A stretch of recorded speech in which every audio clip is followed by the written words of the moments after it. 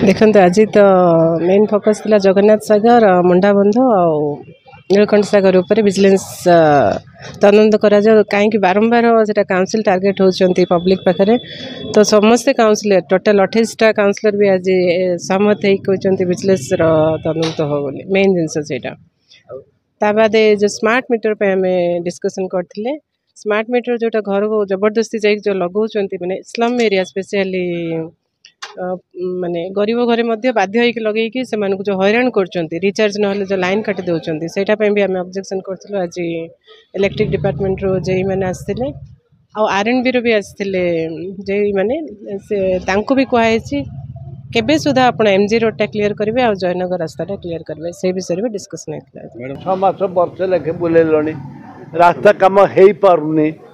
road कम हो पारुनी main road हो रास्ता कम कंप्लीट होगापाई सब टेंडर हो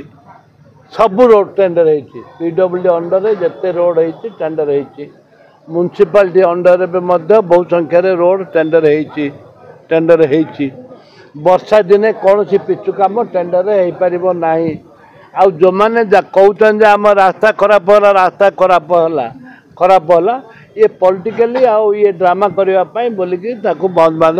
कहते है टेंडर एक 3 मास है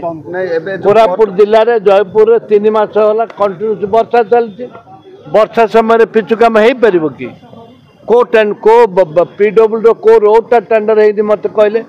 सब रोड टेंडर हो आसंता 20 तारीख भितर से पोर्टल सब क्लीयर करेंगे